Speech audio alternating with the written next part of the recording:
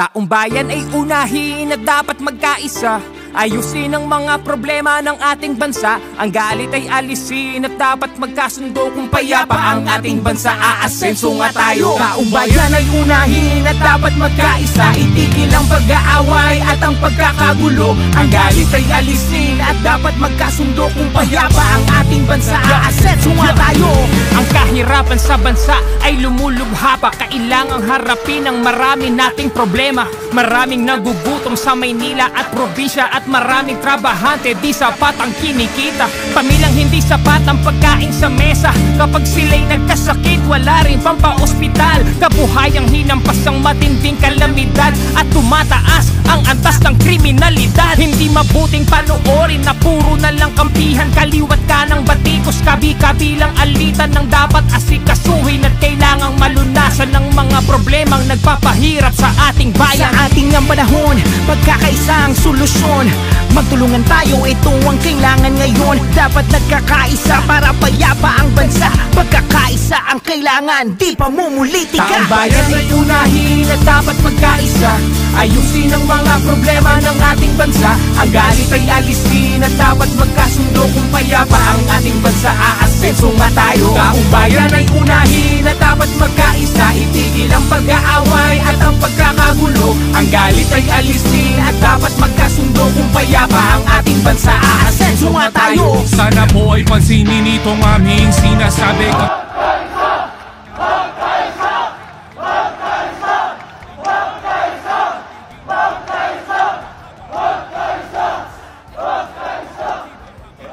Kababayan natin sa buong kapuluan, nais po natin na ipakitang kaisa nila tayo.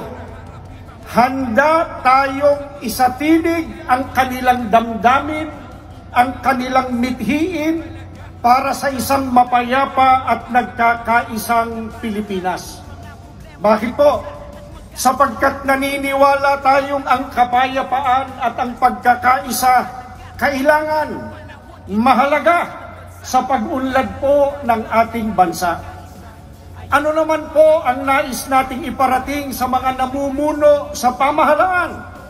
Gusto po nating ipaalam sa kanila na inaasam natin ang mabuti, ang epektibong pamamahala sang-ayon po sa mga ninanais, pinapangarap at totoong kailangan nating mga mamamayang naghalal sa kanila sa tungkulin. At batay na rin po sa kanilang ipinangako noong nakaraang halalan. Hindi lamang tayong mga narito po sa Quirino Grandstand dito sa Maynila ang natitipon alang-alang sa kapayapaan at pagkakaisa. Tulad po ng alam ninyo, itong isinasagawa nating National Rally for Peace ay pambuong kapuluan.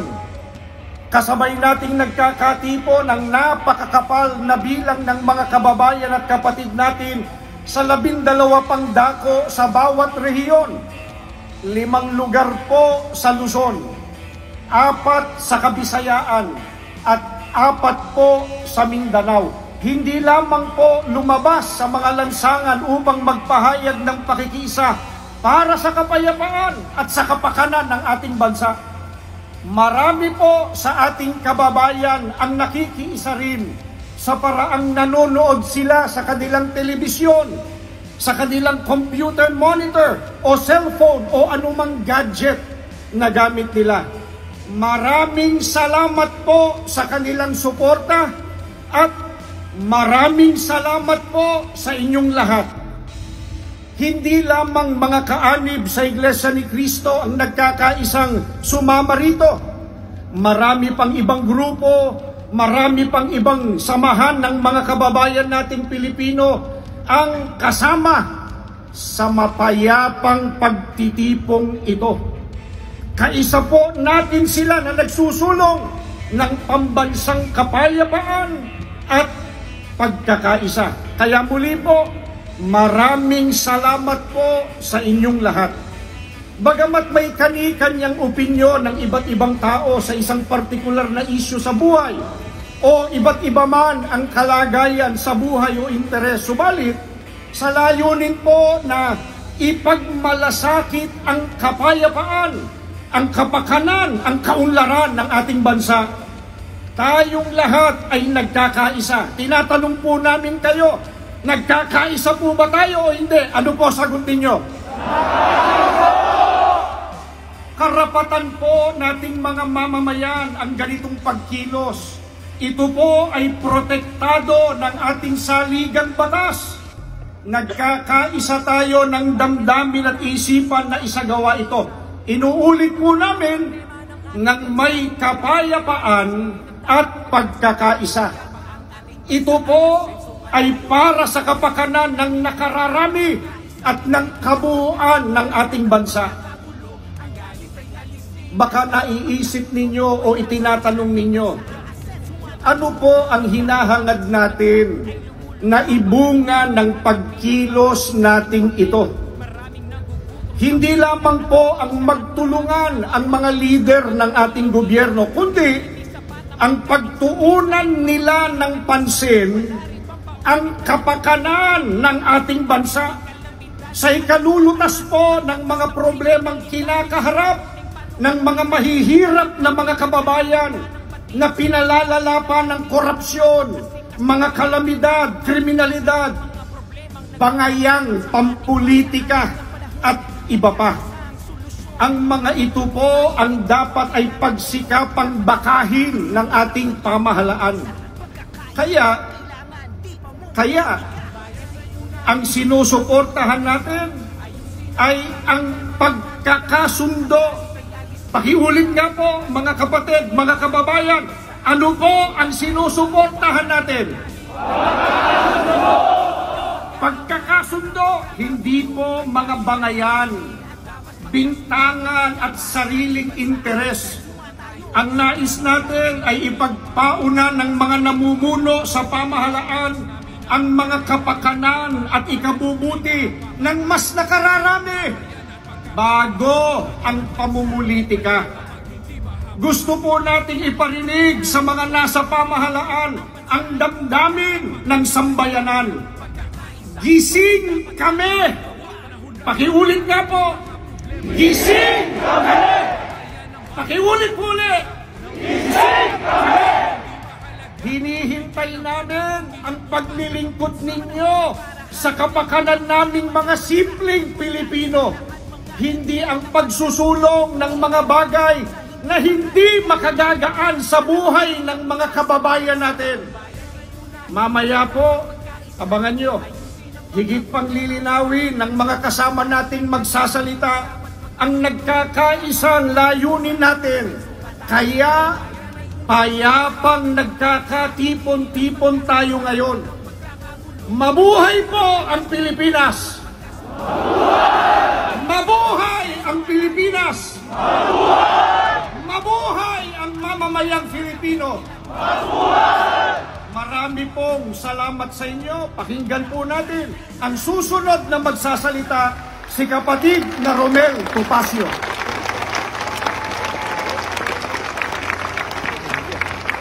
Ang nais ng maraming kababayan po natin at ng angaw-angaw na kaalib sa Iglesia ni Cristong narito ngayon.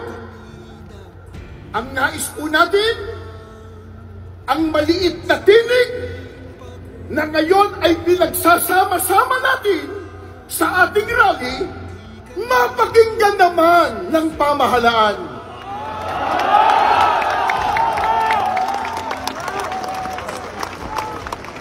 Bago tayo matipon dito kaninang umaga, meron pa po kaming nabasa at narinig isang politiko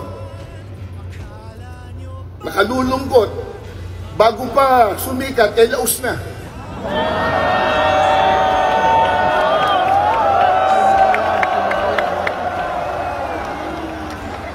Nang makita po ang milyong ito, milyong-milyon na dami ng tao, abay sinabi niya kanina, kahit marami yan, minurya pa rin sila.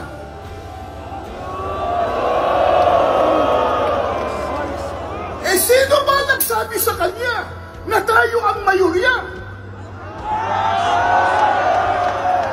Pero sa dami natin ngayon at sa lakas ng tinig ng mga mamamayang Pilipino, parang tayo na ang nasa mayorya.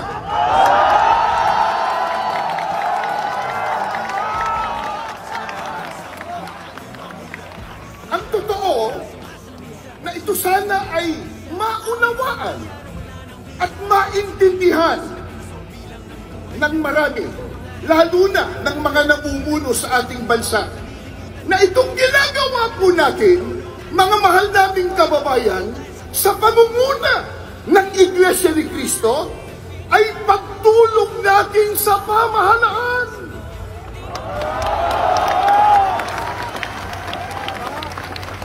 Tumutulong tayo sa kanila na kanilang makita, na kanilang madama ang tunay na damdamin ng taong bayan na naglukluk sa kanila.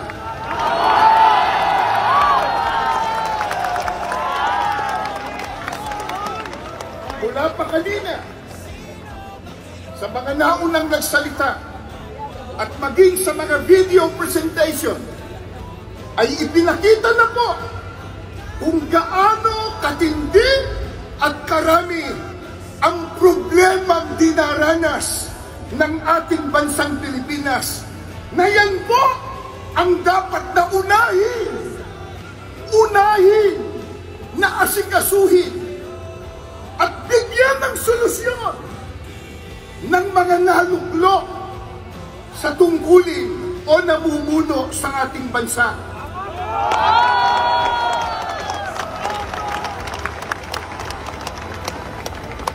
Nakalulungkot ang inuuna ng iba sa kanila, yung mga nagbubunga ng awayan, nagbubunga ng hidwaan, na alam naman nating lahat na ang ginagawa nila, pamumulitika lamang.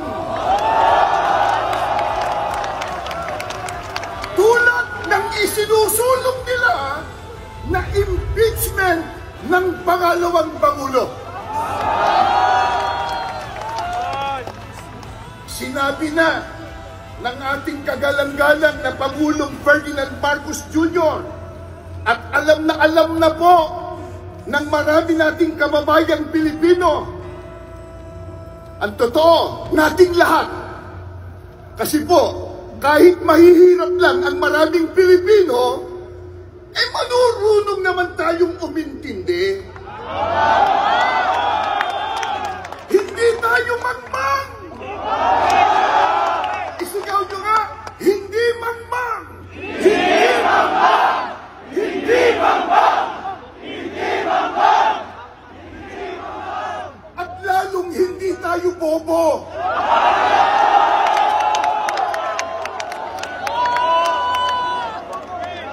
Hindi bobo. Hindi bobo. Hindi bobo. Hindi bobo. Hindi bobo. Sana marinig yan ng isang abogado.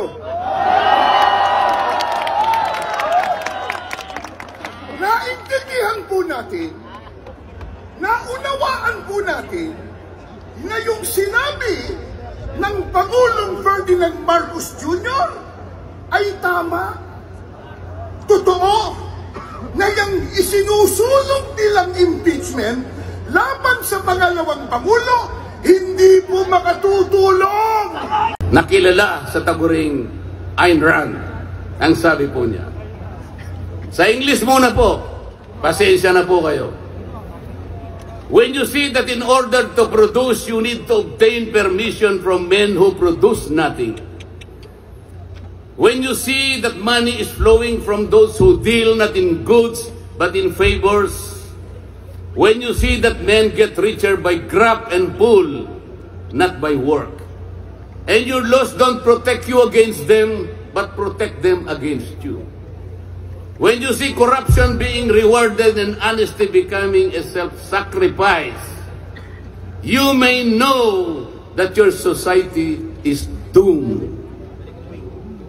Kapag nakikita po ninyo na para tayo ay mag-produce, ay hingi pa tayo ng permiso sa mga taong hindi naman nakakapag-produce. At nakikita po nyo na umaapaw ang pera sa pamagitan ng patagong transaksyon at hindi sa pamagitan ng mga merchandise na nakikita natin. At nakikita ninyo kanya na yung iba ay lalong nagiging mayaman sa pamagitan ng katiwalian at hindi sa pamagitan ng trabaho. At ang mga batas ninyo, sila pa ang pinoproteksyonan. At ang batas ninyo ay sila pa ang lumalaban sa inyo. At kapag ang corruption ay ito ang itinatadhana, ito ang binibigyan ng reward. At yung katapatan ay ito ay nagiging sakripisyong pang-personal. Alam na ninyo na ang inyong lipunan ay nasa kapahamakan. Mabigat po ito. Mabigat po ito. Ito ang dapat harapin ngayon sa pamamagitan ng pagkakaisa, pagkakasundo at kapayapaan. Hindi po biro-birong problema ang inaharap ng ating bansa. At bago po ako tuluyang magtapos, payagan ninyo kung ulitin ang sentimiento ni Edmund Burke, isang English political philosopher, na sinabi niya, "The only thing necessary for evil to triumph is for good men to do nothing." Sa Tagalog po, ang tanging kailangan para magtagumpay ang kasamaan ay magsawalang kibo at walang gawin ang mabubuting tao. Maraming salamat po at magandang hapon po sa ating lahat.